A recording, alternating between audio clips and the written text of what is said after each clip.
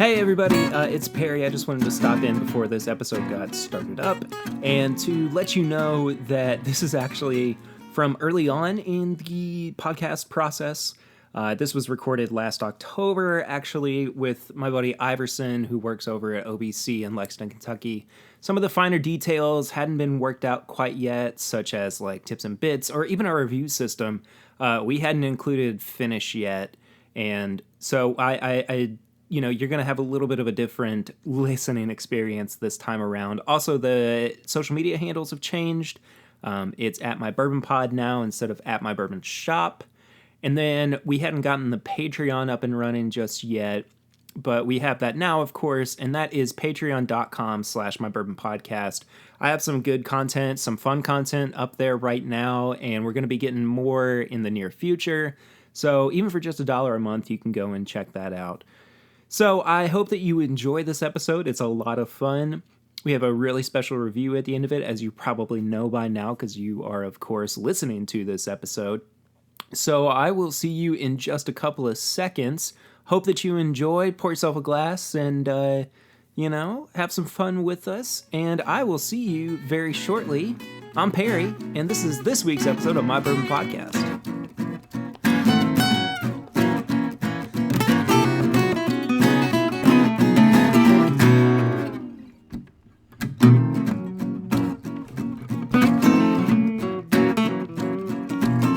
Hello, everybody, and welcome to this week's episode of This Is My Bourbon Podcast, the official show of This Is My Bourbon Shop, where we talk about all things bourbon, what makes it the spirit of Kentucky. My name is Perry. Thank you all so much for joining me again this week.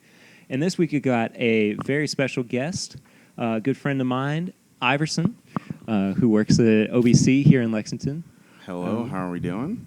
Doing great, man. How about you? I'm doing very well, very well. Good deal. Thank you so much for being on the show. No, thank you. This is awesome. Excuse to drink whiskey. Yeah, really, dude. Quick little background as to why Iverson is actually on the show this week. First time I came here to OBC, I wasn't really much of an avid bourbon drinker. Okay. And I remember having the conversation with you of you saying, well, what do you like? And I was like, well, I like Bullet. I do remember this conversation. Yeah. and you said, well, I got something for you that would be similar to the high rye profile of Bullet in our, meaning OBCs or BHGs, Four Roses single barrel OBSO pick. The unicorn. Yeah. And let me tell you, that was, I think, what really changed the game for me. Is like understanding that it wasn't just Maker's, Jim Beam, Woodford, and Bullet. Oh, yeah, there's a whole world out there. Yeah, I mean, doors really started opening, and then it wasn't just, excuse me, it wasn't just, the actual bourbon itself. It was then, putting a little couple drops of water in to change the flavor profile. And Absolutely. Yeah, I remember that OBSO, that's like, I think, I want to say all time, like we have over 100 different barrel selections. Man. And I haven't tried every single one.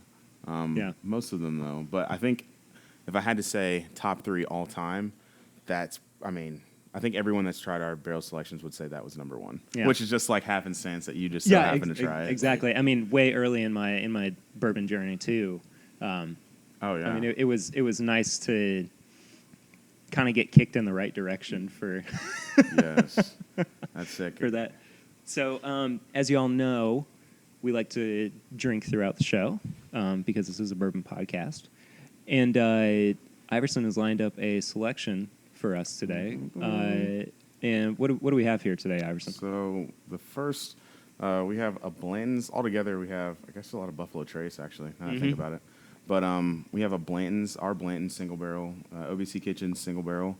That one is pretty nice. I really like this one a lot, 93 proof. And then we have an Old Weller Antique, non-chill filtered. This is our newest Old Weller Antique pick. I think we did that about 6 or 7 months ago. And then we have our, I believe, third Four Roses pick, an OBSV. That is 9 years, 3 months. This is the closest thing we've done to that OBSO, that original one. Yeah. But that OBSO, the guy that picked that, he doesn't work here anymore. He is, he works at a Castle and Key Distillery. He's the Oh, whiskey cool. wizard there. Cool. Brett. Yeah. And I mean, he will tell you all day long. That's probably the best pick that we've ever done. But this is the closest thing I think to it. Just tons of oak. Cool, man. And I love this one. And then last but certainly not least. Whoa. Oh, surprise? Okay. We'll hold off on that. We'll hold it on for the last but not because least. that's once this is dropped, you'll probably already know what it is. But I'm trying to keep it a surprise because I'm really excited about it. So we'll wait until. I'm excited about it. Yeah, man. So we'll go ahead and pour our first glass. I love that sound. I do too. It's so satisfying. And this is the thank you, sir. This is the Blanton's single barrel pick, 93 proof. Everything Alright. oh man. Oh, lots of fruit. Oh, that was a nice little effect there. Nice little clang. Yeah. There's a lot of fruit on the nose. The thing I like about this a lot too is the one thing that I get from really good blends, it's almost buttery and thick. Yeah. At such a low proof. Yeah. But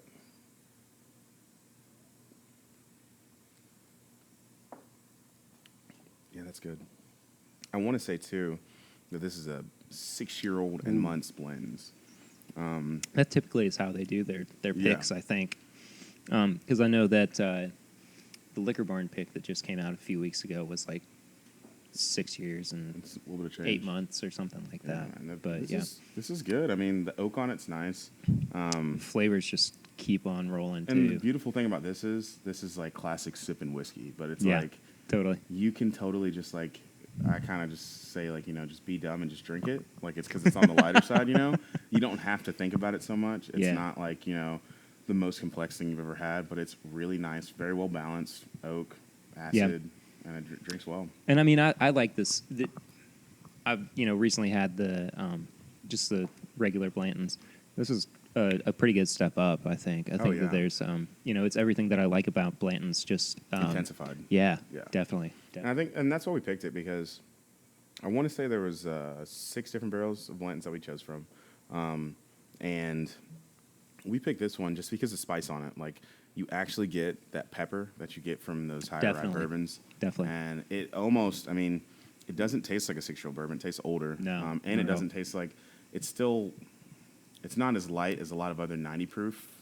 I'd say it's more heavier, like 100 proof bourbon. But you still don't get a ton of alcohol in it in a good way. It really coats the tongue too. Yeah, it's like just thick. Yeah. Which, So that's buttery. Like, and it's super. I don't know, super weird. I love it. This is one of my. And I actually am not like the biggest Blanton's fan. Like, as far as like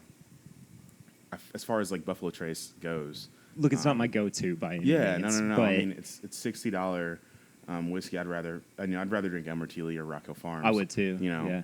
But well, like this. Elmer Tea, I definitely would rather drink. Rock Hill is kind of hit or miss for me. Rock Hill's, yeah. I mean, it's Elmer good. Tea, I think at the price point is just like safe. You know what Sure, I mean? yeah. And that's that's another one too that people have early on that they think is just unbelievable. That changes most people's lives. Yeah. And then they kind of come back to it a little bit later, and they're not as they're not as that's enthused for by me. it. Like I got introduced to whiskey. My introduction to whiskey was. And this is actually how I was gonna jump into things. Was asking you how'd you really? get into bourbon and everything. Yeah. So by all Go means, ahead. go ahead. Yeah. So my true introduction to whiskey was Evan Williams White Label on Friday night, whatever it was called, for UK hockey nights or whatever, and we would drink. Oh gosh. Yeah. Yeah. They have like midnight hockey games, and everyone just gets bombed and goes to these hockey games. And so we would put a bottle of Evan Williams in the freezer, and we'd take shots of that. And hot damn if anyone knows what that is. And it's a cinnamon liqueur. It is not good. No, thank It's you. like Fireball, but thicker and more sugar. And worse. And worse. Worse is what and I was higher getting alcohol, at. too, and higher alcohol. Yeah. It's bad, dude. Like you wake up in the morning and the shot glasses would be like frosted and sugar, like caked on. No, thank you. But that was my true introduction to it. And then, I don't know, when I was about 22, I started actually drinking whiskey, probably on the rocks at that point. Just the classics, Makers, Woodford, that stuff. And then Brett, the same guy who picked out the OBSO, he actually handed me, he was like, hey, you've ever had Sazerac before? I was like, no. Like, there's a cocktail or something, right? And he's like... Now, is this Baby Saz? Or This is Baby Saz. Okay. This is Baby Saz. Okay, I didn't know if you were getting a BTAC. No. Saz Oh, yeah, no. as He your didn't just first- give you a Saz 18 like, here you go. No. he gave me baby Saz, and he was like, "Oh man, it's rye, 6 years old. It's money." He's like, it's good. Like, and to him, this was like his like, good dirty whiskey. Like, this is what I get drunk on. And he was like giving it to me like, "Hey, try this nice whiskey," which it's funny because that's how I am now. But so like I get it and I go home and have a couple drinks with my boys, and I'm like, this is awesome. Yeah. And that's the moment I became a rye guy. And I think I actually, funny enough, came into, we drank that bottle. I got another one from him, and he gave them to me at cost. And cool. Yeah, he was super nice. And then I came in here for my birthday that same year, and it was like a couple months later, and I was sitting at this table we're sitting at right now. Oh, very actually. cool. Yeah. Very cool. Yeah. And my friend bought me a flight, and the flight she got me was, let me see if I can remember it exactly. It was Saz 18. It was Van Winkle Rye. You got good friends. I have really good friends. Lisa, shout out to Lisa. She's awesome. It was Van Winkle Rye, Saz 18, and I don't remember I want to say the other one was Kentucky Owl. I can't remember. Jeez. Like batch 1. Yeah. And dude, that Saz 18. I mean, the Sazerac already had me, and I was just like, Yeah, I was already in totally. with baby Saz, and then the Saz 18. I mean, just beautiful, elegant whiskey, man. That's the jam. So that was my like start into it, and then ever since then, it was a couple of the bartenders here, Jake, who owns a bar downtown now, and then Brett, who works at Castle and Key. Like both of them, they kind of just like force-fed me whiskey for the next year of my life, which sounds really horrible, right? Like made me do blind tastings. Gosh, yeah. That sounds just terrible. Pretty terrible. How would somebody live through survive that? Yeah, it was bad. Come out on the other end. We have like over 500 whiskeys, and within a year, I'd tried all of them multiple times too. So like, if that doesn't tell you, every single shift, I tried 3 whiskeys every single shift before I left. And at that point, I didn't even like Scotch or Irish whiskey, so it was like those whiskeys as well. But you do now though. Oh yeah. I drink all. I drink every. I am an equal opportunist when it comes to spirits, gin, vodka, all of it. But definitely the whiskeys, I'm a fan. Yeah. Well, I just tanked most of that Blanton's because it was so good. But oh my gosh, I didn't notice it the first time until I let like it really get in my palate. It has like the beginning of it's like straight brown sugar. Yeah, and it is, then isn't it? It gets spicy. Yeah. Which is interesting because I've never had a Blanton's do that for me, so I'm good with that. You know, I've always kind of found that picks are kind of hit or miss. Yes. You know, especially things that are bottled single barrel. Yeah. So totally. like Blanton's or like Elmer T. Lee. Or And you know, single barrel bourbons. There's a lot to be said about the craft and the opportunity that goes into it. For but sure. you know, at the end of the day, you're rolling the dice.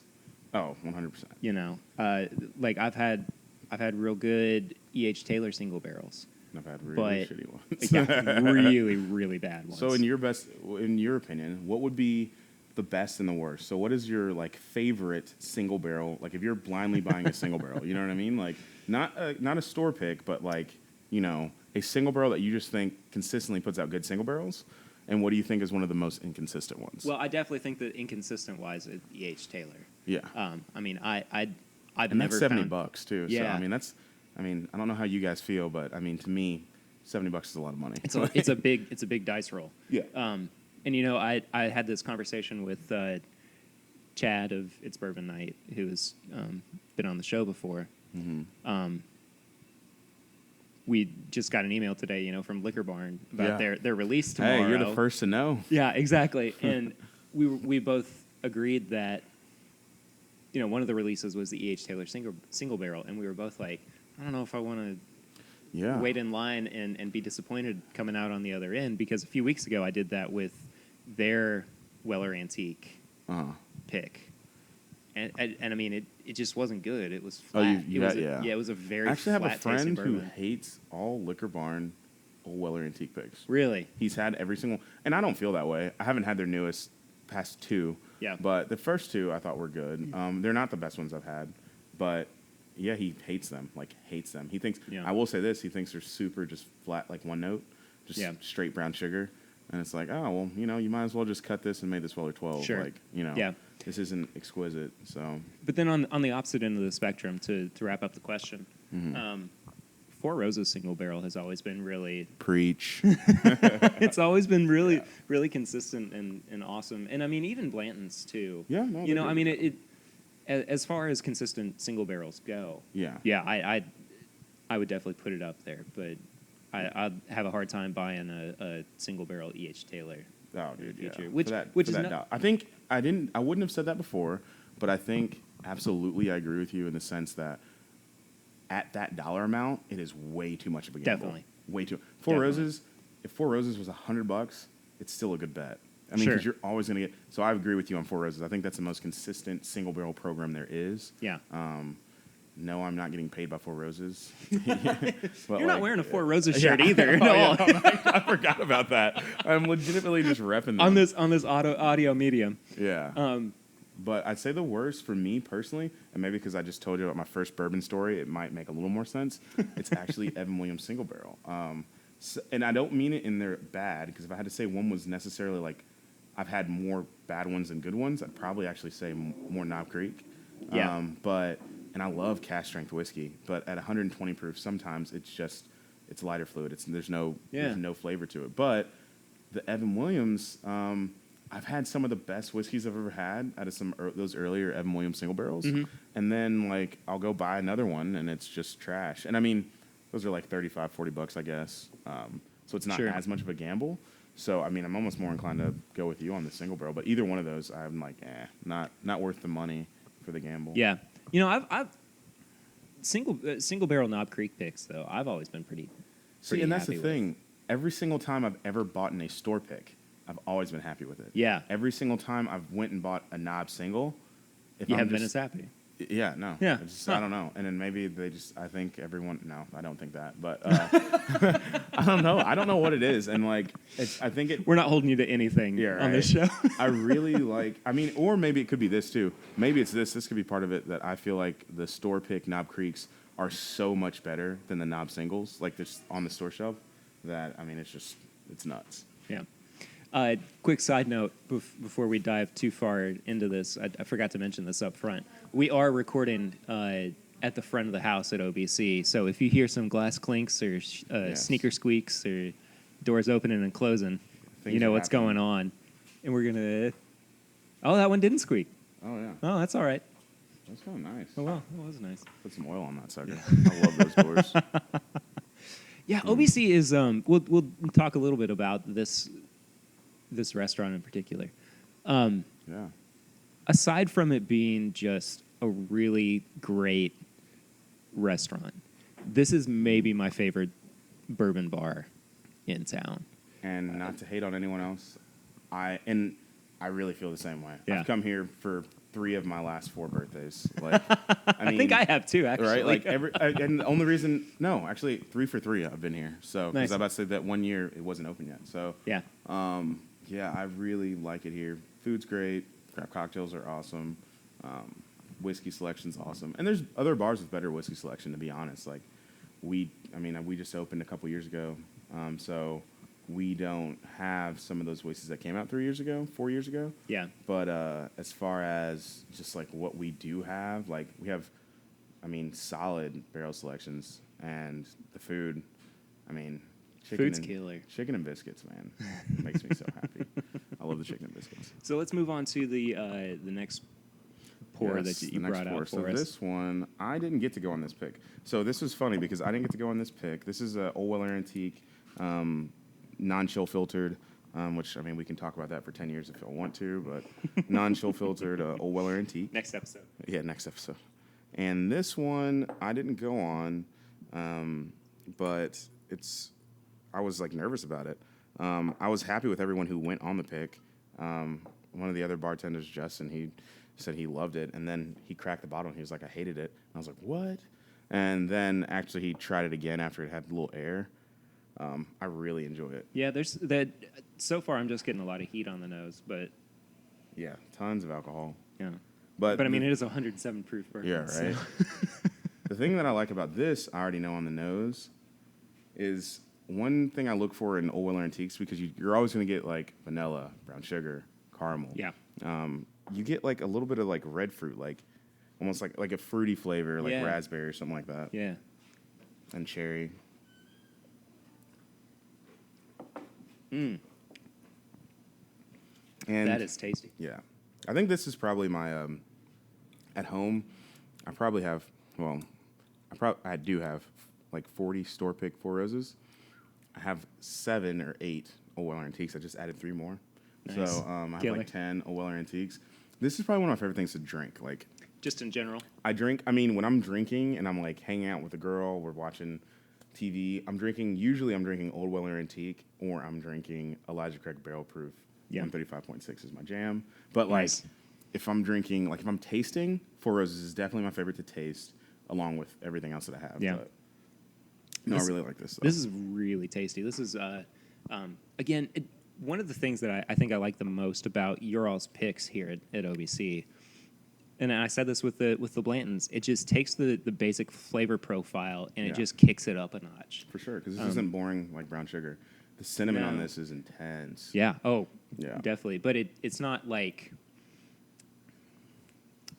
you took a bunch of it and just kind of shook it on my tongue. Yeah. You know what I mean? No, like exactly it's actually like it's in something else that complements the rest of the flavors. No, absolutely. So because the alcohol and the cinnamon and the brown, they all go together well. Yeah. I mean, if I were to nose this, I would have told you that it was 105 to 110. Drinking it, I'd say it's 100. Or under 100. Like, I would it doesn't definitely go drink under like 100. Yeah, it doesn't drink like 107, which is nice. And I don't know the age on this. I want to say this is right above 8 or at 8. Oh wow. Yeah, so we got lucky on our last 2 picks. They've both been 8 years old. I want to say, don't hold me to that. I don't swear to that, but I want to say it's about 8 years old. So how many picks have you been on? Well, that might be a pretty broad question, but how many picks? I don't know, man. So if we've done to make it easy, we've done 107, I think, as of today. Single barrel selections of various whiskeys. Man. Yeah, and I think 53 alone are just from Woodford. So we actually have the largest account in the country for Brown Foreman. And y'all just hit your 50th pick from Woodford last month, right? Yeah, it's really good. Yeah, we have this really cool bottle. They actually, the lady who's in charge of the barrel program for Brown Foreman, she actually made all the bottles and hand etched them in her garage, which she's very proud of. That's insane. Yeah, she's awesome. Wow. And she's super cool too, because she always brings really cool swag whenever she comes by. Because we do a lot of the Woodford picks here now because we do them so often. So she'll bring by the samples of Woodford and give us Yeti cups with Old Forester on them, and I'm like, dang, you just gave us $100 worth of stuff for nothing. So yeah, they're really nice. But no, yeah, we do. We've done 53, I think, Woodfords alone now. About to do 54. And then on the other one, so that other 45 or whatever it would be, I've probably done 20, I think is a fair number. Sure. And then the ones that I'm most upset about not going on, that's the long list, is Smooth Ambler. We did a Smooth Ambler pick, went to West Virginia. Those guys quite literally just let you go around and drill in barrels. Wow. They don't, it's not like other ones where they roll barrels out for you. That's the dream, isn't it? Yeah, dude, they just let you do your thing. Our cow pick is sick. Our Smooth Ambler pick is really good. That one, I didn't get to go on this one. I was really mad. He's pointing to the plans. Weller. Yeah, the Weller Antique. And there's another For one. those who can't see. Yeah, those of you can't see my voice. I've been on every single Four Roses pick, which I'm pretty proud to say. Pretty awesome. And then the first Maker's Private selection we went on, I did not do that one. And I got to do the second one, though. So yeah. Which obviously the second one's better. But. Makers is another one that's kind of been hit or miss with their picks. Yeah, I will say this. I thought it was going into it, they're like, oh, we're going to do a Maker's pick. And I was like, oh my gosh, this is going to be so shitty. Yeah. I mean, their goal is to hey, let's make the same thing we've been making for 100 years, which is great. Whatever. I'm not mad about that. Look at this guy. But going into the door going to be locked? It's going to be locked. Oh, that's and it's a shame. not even 4 o'clock yet. That's awesome. Damn. Where? But we'll cut all that out. I can't remember Casey. That's his name, Casey. He's in the bourbon groups and stuff. Is he? Yeah. Hey, Casey. He's obsessed with Colonel. He's the one that always, if there's a post about 4 grain, it is him talking about 4 grain. Yeah, he loves 4 grain. was just named the whiskey of the year. Oh my gosh, can we please talk about that? Yeah, sure. Let's talk about that for a second, actually, sure. because we've been talking throughout just about picks, and a lot of what goes into picks is palates and how different people's palates can Absolutely. be. So I cannot remember for the life of me the name of the guy who named this whiskey of the year. I should be shot for not being able to say this on top of my head. It's same guy that said Crown Royal was. Hold on while we look this up. Research. Yeah. Jim, what's his name? Whiskey Bible. And I'm gonna finish sipping on this Old Weller Antique pick. Jim Murray, that's who it is. Jim Murray. Okay. My dude. So Jim Murray said that the whiskey of the year was the Colonel E.H. Taylor 4 grain. Yep. And he was not high when he said that. But that kind of threw people into a frenzy because I haven't seen a whole lot of positive reviews about, or it's been mixed to negative. I think has been the best way to extremely accurate, to put it. Yeah. I think a lot of people hated on it when it first came out too, because I think straight up, if we're all just being real, if you compare 4 grain to cured oak, it's not even close. Sure. Everyone likes cured oak more. So for them to vote, I don't even think cured oak was even on the ballot, basically. For them to vote that over, it's just kind of, this is hilarious right now. This is pretty. Yeah, for those of you who this can't is the see, everyday appearance. Yeah, for those of you who can't see, people are trying to get into OBC, and it's not quite 4 o'clock yet. They open at 4 daily. And we're closed for a private event today, which is even worse. Oh. Yeah. Are you going to have to go out real quick and tell these people to leave? I think I'm going to. At some point in my life, I'm going to have to tell them, I'm sorry, we suck. It's just not going to we're having a private event tonight. Raising money for Jesus. Oh, well, there's nothing wrong with that. Yeah, right. Hey, Jesus drank. Jesus drank.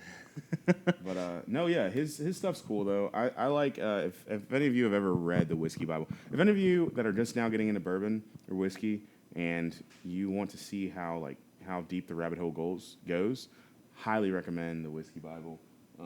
It's something that, the descriptors on there, nuts. Rubber pellets that have been sweated on by doves. Crazy stuff. So, his descriptors are kind of off and weird. They're weird, dude. They're super weird. But, oh, man. I will say this. I've never disagreed with him on things that he ranks as. So, his 2017 rankings, so for last year, was Booker's Rye won it. And then WLW was right behind it. He puts BTAC? BTAC, William Lee Weller. He puts it on there every single year, mostly. There is a BTAC that goes on there every year. And then that's another conversation. Oh yeah, it's another conversation for another time. But a lot of the other whiskeys, I don't really know that much about, and I'm not saying I'm the foremost whiskey expert in the world, but I drink a lot of whiskey, and then some of these I don't know an Indian whiskey. I don't drink Indian whiskey, so he'll put some stuff like that on there, or other Japanese whiskeys that maybe I don't know about. I love, and then last year also the Rye of the Year was. That's what didn't make sense to me. T. Handy kind of won the Rye of the Year, I think. It didn't get great reviews last year, though, didn't it? No. No, that's. But he does weird stuff. This says that he chose the T. Handy, the 2015 release, even though this is the 2017 Whiskey Bible Award thing. I don't know. Either way, though, he's never wrong. I never say he's absolutely wrong. The whole Crown Royal Northern Harvest pissed so many people off. How did a $25 bottle of whiskey beat out all these other crazy things? The thing is, Crown Royal Northern Harvest isn't completely trash. $25, it's okay. It's good. Yeah. Does it deserve to win Whiskey of the Year? Maybe not. Probably not. No. I think the same thing with 4 grain. I don't think 4 grain was as bad as everyone was heading it out to be. I think that cured oak was better by a lot, and so people were pissed off. They're hey, we wanted cured oak good. I was excited about the 4 grain. I thought it was going to be money. Yeah, I think everybody was. Because it just kind of fell flat. Yeah, I didn't think it was that great. But Casey, who's waiting outside to come into OBC, he loves 4 grain. He actually defended it publicly. He's I told y'all this is going to go up to 7. Yeah, and it's funny because it's totally going to go up in price and go crazy. Oh, it definitely will. Just as anything does, as soon as it reaches some kind of accolade. I'm trying to remember what.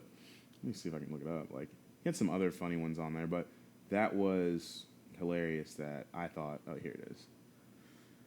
4 grain. It was something else that was really funny on there. There it is, beautiful 4 grain. Oop. It's I mean, all of the packaging on E.H. Taylor is clean. Gorgeous. Actually, I would say, if I had to argue, I'd say they have the best bottle shape in the business. As far as what I like, you know, that's like when I walk into a store, like that's like what I want to see. Yeah. Like yeah. It's just a beautiful, elegant bottle shape. It's a tall bottle. Looks like you're getting more. It doesn't look like a 750. Like it looks like a liter. Now, part of the reason that this show was launched, as you all know, was because I started a bourbon apparel shop on Threadless, and you know, being a graphic designer, I'm always looking at like the packaging of different items on the market, and you know, especially bourbon, since I enjoy it. People try to say like, oh, well, the no, name it matters. doesn't matter. This everything matters. Nothing matters, and everything matters. Yeah. So I'll pose the question to you: has there been a bourbon that you've looked at and gone, well, I'm not going to buy that, based solely on appearance? I am like the worst person in the world to ask that question to, because I am all about like, I mean, you can ask anybody that works here. Like, if you ask me like any type of bourbon, I'm not the bourbon history guy. Like, I don't know. Right. Like, as far as, but if you ask me about any single whiskey ever that I've ever tasted, I'm going to tell you what it tastes like. I remember what it tastes like. You know what I mean? Like, so like as far as what's in the bottle, I care 10 times more about that. But as far as like taking random chances on bottles and just being like, hey, I wonder if I'll, I think the last one I absolutely said no to, that some of these new ones, like, I can't even remember. What's the one? It's aged in like Pinot Noir barrels. It's a new whiskey. It's like Slaughterhouse or. Oh yeah. You know what I'm talking about? Like yeah, that. Like that didn't like really appeal to me.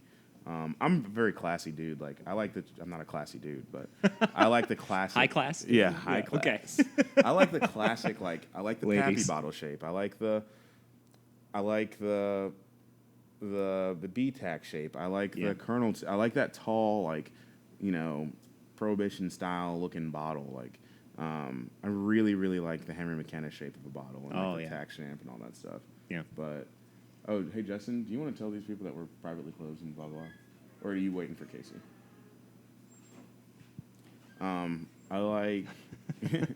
He's like, yeah, I get to bounce people. Yeah, all right. But I like all those things. But I think the last one I said no to was probably like some guy came in here a long time ago and told me about Jack Rested Rye.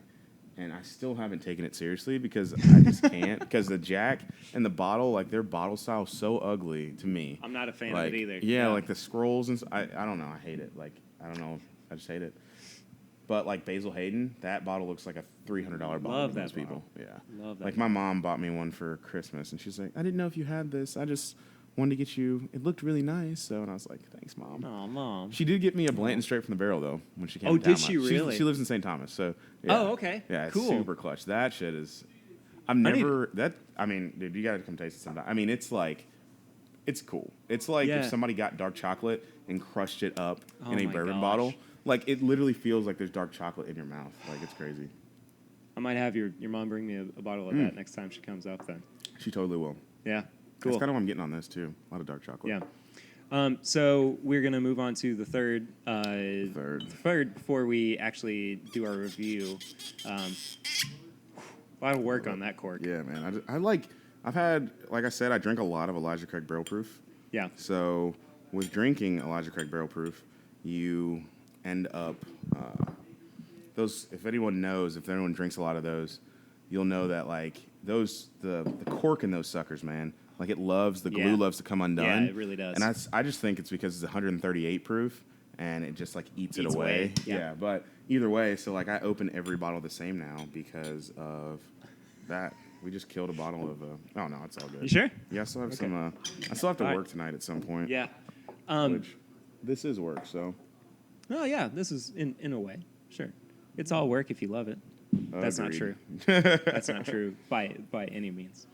But this is an OBSV, and we were just talking about how much we love freaking Four Roses. 9 years, 3 months, right? Just reminds me of happiness. That's what it reminds me of. Oh man. This is super oaked out. I actually did a blind. We did blinds.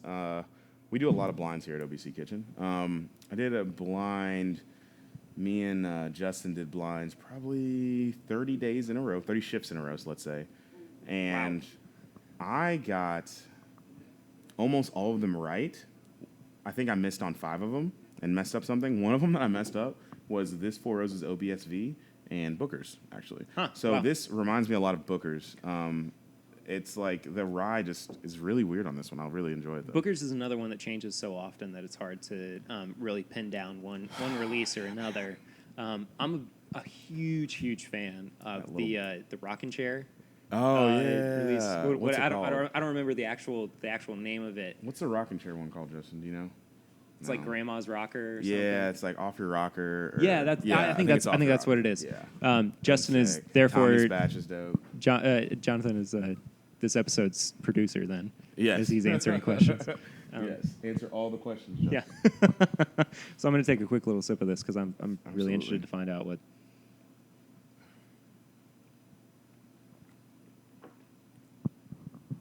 Yep, love that. Yeah, it is pretty oak heavy, but yeah. it really opens up towards the end of the palate. And there's so much. Well, one, I had a baby sip in mine, but like the cool thing, I was on this finish.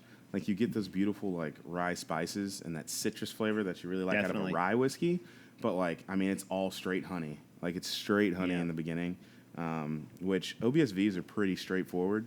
That's like I mean if I'm recommending Four Roses single barrel straight bourbon to someone, like they're all different I guess, but the V recipe is just so it's just so straight up. I really enjoy it. If you want to get funky, I usually tell people to mess with the F or the Q. But if you just straight up, like OBSO is my personal favorite recipe. It always will be. Yeah. Because that's just like hard hitting, high rye, let's go.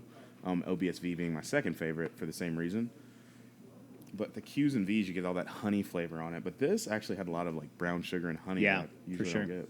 And for anybody who has any questions on what the different letters mean in the Four Roses single barrel releases, excuse me.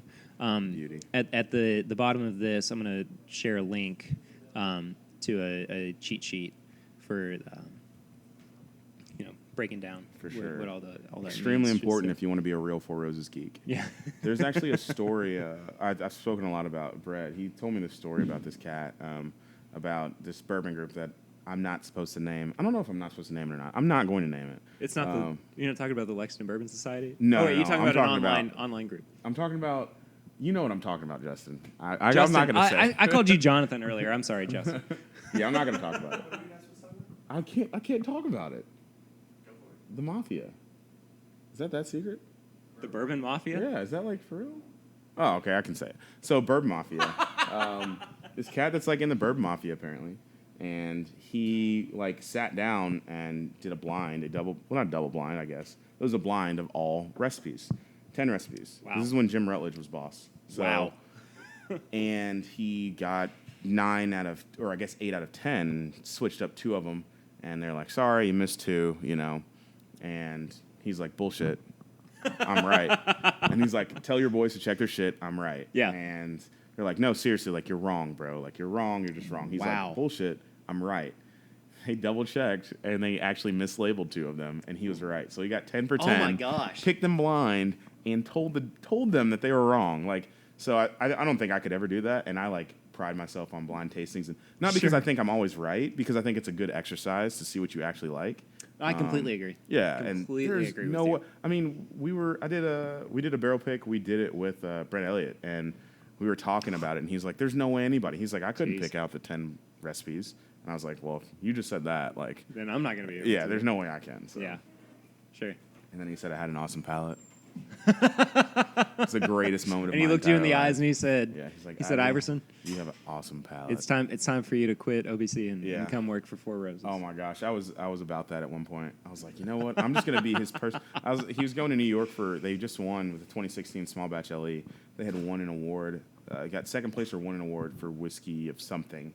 I don't know what it was, but and he was going to New York, and it was right after there was a really bad thunderstorm that year, like really bad, like they actually ran out of power and they messed up their distillation, but. He was like, yeah. I was like, yeah, so can I, like, go with you? You need a bodyguard, a bartender? Like, what, you need anything? And he's like, no, I think I'm good.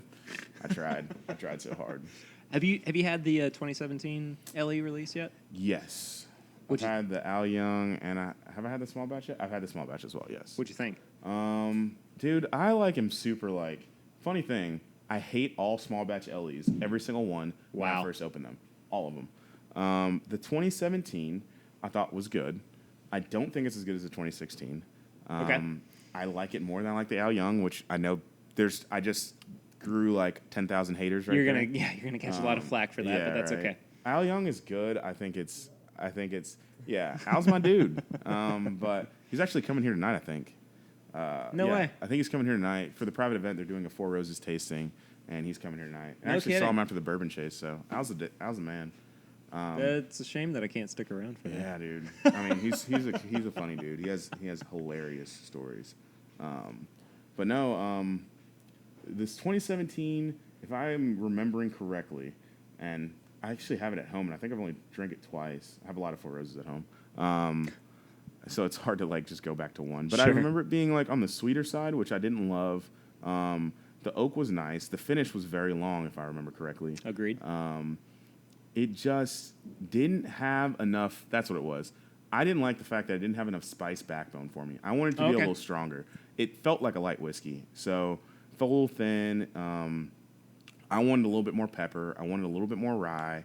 I wanted a little bit more proof. If I remember correctly, I want to say it's in the range of 100 to 107 or something. I think it's like 108. Okay, so right there. Yeah, I'm pretty sure it's 108. Which and I know that always I'm do that. like it's not like it's there are people at home screaming at us, going, if it's not 108, they're it's 108.3. Yeah, exactly. Like, a lot of times I think those small batches lend themselves better to like that 111, 114 area. But I mean, that's my personal palate. As far as me paying, I don't even know how much I paid for it. 100%, I'm all down. It's a good. They don't make bad. Those small batches, it's almost impossible to screw those up. Yeah. I mean, you're taking that high quality of juice and you're blending it together. Like, they're pretty much always killer. Definitely. But the Al Young, man, I don't know. I'm not gonna get into it. That's okay. I like the Al Young. I really do like the Al Young. I still think the 2016 small batch LE is better. I think the 2015 small batch LE from Jim Rutledge is killer. That's one of my favorites of all time. But we'll do a whole nother episode just on like most disappointing. Oh my gosh, whiskeys. That would be so clutch. You could do one just on Four Roses, just like, you could do Four Roses from all the 20, go from the marriage up and just taste all of them. Yeah. That'd be clutch. Well, maybe that's what we'll do in the future. We'll have you back for a disappointment episode. Yes. I'd be good on the disappointment episode. I don't know. There's a couple in there. Yeah. So I think what we're going to do next, we've wrapped up just about as much as we can. We're going to move on to the surprise review. I'm going to be real honest. I didn't wake up this morning thinking that I was going to get to try this. Yeah. I was just like, yeah, do you want to try anything in particular? He's like, oh, well, you got this stuff out here. And I was like, well, you can pick anything on the bar, really. I don't think anyone's going to care. And there are going to be those of you who go, well, why didn't he try Pappy? Why didn't he try It's true. But you know what? I mean, we do have an old Rip 25 that he could have said yes to. I'm just joking. I wouldn't have done that. Oh but my gosh, that's not. I would have absolutely vomited. Only thing that you could have probably asked for that would be better than this, just because of timing's sake, would probably be we have a 24-year-old Willet. That's really cool, and I haven't tried that yet. That's the only bottle on the back bar, other than the old Rip 25, that I have not tried yet. I'm pissed about it. But that's really it, or any of the Pappies. Maybe like off air we could sample something else. Yes, so I'm down with that. But anyway, for the purpose of this episode, in its entirety, or in its confined nature, we are going to be trying, and this is an official uncorking too. Justin, you want to sit down? Yeah. Yeah. We're going to bring somebody else on, the official producer of the episode, Justin. Yes. We're going to be trying out BTAC 2017 George T. Stagg. We got here going on the proof. 129.2. We're throwing it back. I feel like that was 2016's proof? No, 2016 was 144. No, 2015, sorry. I feel like one of them was a 0.2 or point. No, it was like 0.1. Never mind. Yeah, there we go. I knew before that even hit that was going to be satisfying. Right. Very. So a little Stagg. Justin, welcome to the show. Thank you much. Yeah. This one's uncut, unfiltered too, right? Yes. Yeah. Uncut, unfiltered. I don't know, how old is this supposed to be? You probably know. It's not 18 years, is it? No, I think it's younger than that. Yeah, I think it's like Is it? 12 or 13. I don't know where I got the 18 from then. So I know that these are. I will say this, as far as like secondary prices go on whiskey, which I don't know how much you cover that on your podcast, but we have talked a little bit about it before, but we're gonna have a whole episode in the future about just secondary pricing, because that's an entire hour's worth conversation in and of itself. That might be 3 episodes. Yeah, really. As far as that goes, I mean, this is probably, along with the Kentucky Owl rye, these are going to be like some of the cheapest you can get for the quality, supposed quality. I haven't even tasted the Stagg yet, so yeah. I mean, as good as Stagg has usually been and supposed to be, getting it for, what is it, $375 right now? $375. I mean, that's pretty much a steal to be able to just get it whenever you want, and you can have it at your wedding and drink the whole bottle and not feel bad. Yeah. Like, I mean, I know some of y'all are like, "What? I pay $30 for my makers," and yeah, exactly. So in 15 3 months.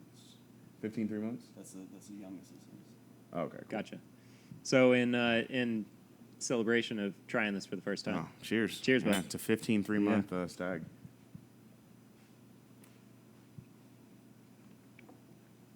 Well, I can say one thing. Out of everything we've just tasted, this by far has the most oak. Yes. By far is the most tannic in a good way. Most acid.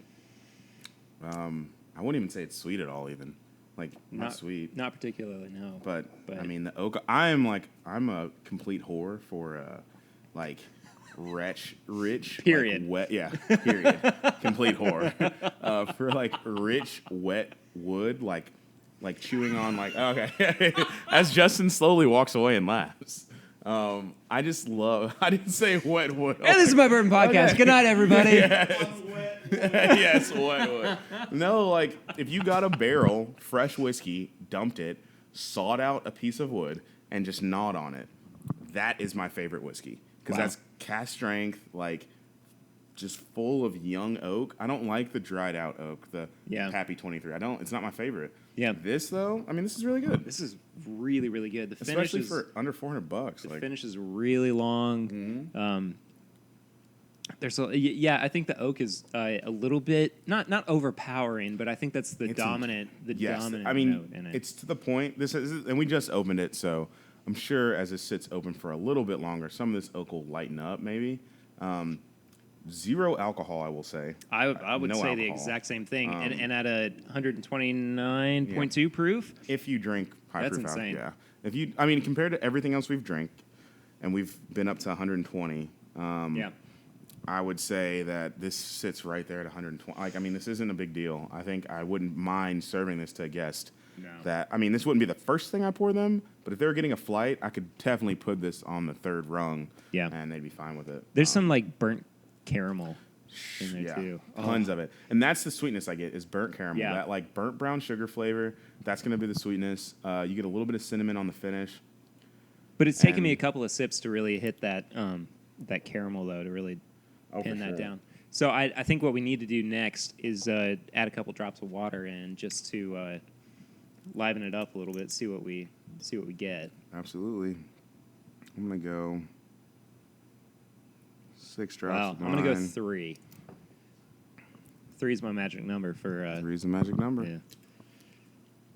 Let's see how it changes the nose. So water is beautiful with whiskey. And for those of you that aren't water people in the whiskey, it's just, all you're basically doing is you're putting a heavier thing on top of your spirit, so it just pushes up all those lighter flavors that you can't really get into, especially at that higher alcohol level, too. Well, now I'm getting some of the alcohol on the nose. The nose is almost now gone, actually, at this point, because it's just straight alcohol. And that's what happens. And I am getting a little bit of the caramel, too, on that. Agreed. Brown sugar. And you're getting that heavy water. It's pushing up all that alcohol, perfumes, essentially just pure grain shooting in your nose. Yeah. So I'm interested to see how this changes taste-wise. But you're right. Definitely a lot more caramel and brown sugar. And I would have never said this before this. So one of my favorite descriptors that doesn't make sense is rose. And that's what I get on this. With the Yeah. water, it's a beautiful floral flavor that you don't Definitely. typically get from bourbon. You get from rye whiskey. Yeah. And it's almost like a rose flavor, like that light cherry flavor that wasn't there before. I think I like it, I don't know, experientially, as far as like how I felt full body, I like it no water. And I also on the palate, I like it with the water. I mean, Yeah. that floral note, it makes it way more complex, finishes just as long. Yeah, definitely. Not as heavy though, which I like that, but No, I pretty think damn it. cool. I think it opens up quite a bit with the water. Absolutely. It completely changes it. And if you've listened to prior episodes of the show, you know that we opened up the William LaRue Weller BTAC 2017 that release. is magic. And I wouldn't say no to this, but I would say yes to the William LaRue Weller before I said yes to this. Agreed. So And there's a $250 difference between those two whiskeys too. there are, at the end of the day. So But still. I'm throwing this at you kind of without you having any preparation. But recently we developed kind of a rating system Cool. for our review. And so we have 3 categories. Each of them are out of 5. And we go nose, palate, price. So Awesome. even though we've done with and without water, we kind of have tried to go, like an aggregate between the two. So we'll tally everything up at the end and, get your out of 15 score, which is a little bit odd, but, it works. Yeah, It exactly. works. So, With whiskey, it works. so for what would you say nose, palate, price on On the Stagg? Yeah. On the Daddy Stagg, nose palate price. Daddy Stagg? Nose, because it's a bourbon, it's already at disadvantage. No. Yeah, I'm a rye guy. On the Bourbon podcast. Yeah. Hashtag rye life. Yeah. So, no. So, for the nose, I would say for me, I would give it a. I'm going to go halves, or I'm just going whole numbers? You can go halves. Yeah. Okay. I'm going in between a 3.5 and a 4. And I am comparing it to rye whiskey as well. So I'm putting it all in there. And that's okay. Yeah. And then if I were to say, out of everything we've just tried on nose-wise, I would like the nose of the OWA pick more than the Stagg. I think that's just fair. me being honest. As far as the palate goes, taste, with and without water. I'm going to do this. I'm going to give you 2 numbers again. Without the WLW. Like, let's say I never tried WLW. I would go for the palate. I'd give you a 4.5 probably on both. But comparing it against the WLW, I'll give it a solid 4. Okay. I think it's amazing. Just that I tried the WLW and I was like, oh, this is the best that BTAC has to offer this year. I mean, because that is just a phenomenally balanced, really good bourbon. I don't even like Weeders. Like, it's kind of annoying. Don't love Weeders, I should say. And then as far as price goes, based on like retail price, $85 or $115 or whatever it is. Yeah, 115. I Oh, think. hell yeah. Yeah. A 10 on price. As far as a high quality whiskey, this is a 15-year-old 3-month, I think is what we said. Yeah. There At isn't- the oldest. yeah. I think, So 15 years old, I mean, dude, there isn't 15-year-old whiskey for, I mean, that doesn't exist for under $100. Like, No. I mean, I know not everyone's in that price point, and that's fine. Like, there's other things, but at $100, like, yeah, you're stealing. This is with water. This is with water. No. So it opens up. Like, you're stealing at $115 for this thing. $85, $200, you're still stealing. And I think the secondary price of $375 is not only fair. I'm probably gonna go buy a bottle now. So, like, seriously. And the WLW at $650, like, that's expensive. I don't have $700 to spend on whiskey. If I did, I would buy WLW, but I feel a lot safer. I'd rather buy a Stagg and a Handy for that money than just buy the. You prefer handy? I love a Handy. A good Handy goes a long I mean, way. it's got a lot of big dry wood. You know what I mean? Yeah, a lot of big dry wood. Justin says it's a lot of big dry. Yeah. Yeah, no. That's what we were saying like, too. A lot of caramel. Yeah, we were saying like the caramel, like you didn't get it all at first, and then with No. the water. Yeah, No, for sure. I walked all the way down to Drake's and still couldn't feel my tongue. He said he walked about 100 yards outside and came back. So 200 yards of walking, about 5 minutes. He said he still couldn't feel his tongue on his way back. So Good. that's the Daddy Stagg So experience. so recap. You had I have no idea. We've been drinking whiskey. Okay, No. so you had like a 3.5 on the. I'm gonna round down just for the sake of. Okay, making life easy. Yeah. So you had 3.5 on the nose. On the nose. And then 4 for the palate. So that's 7.5. And then 5. And then 5. So that's up to 12.5. And you can do math and I can't. Sure. Yeah. Yeah. For me on the nose, I think overall I would give it a 4. Oh yeah. Just because it's got the I'm a huge fan of caramel on the nose and palate for that matter. So I really liked it, but there was something missing. I think that would have just pushed it over the edge a little bit. Agreed. Palate, I think I'm going to give it a 3.5. I wasn't not that I didn't like it. I really do like it.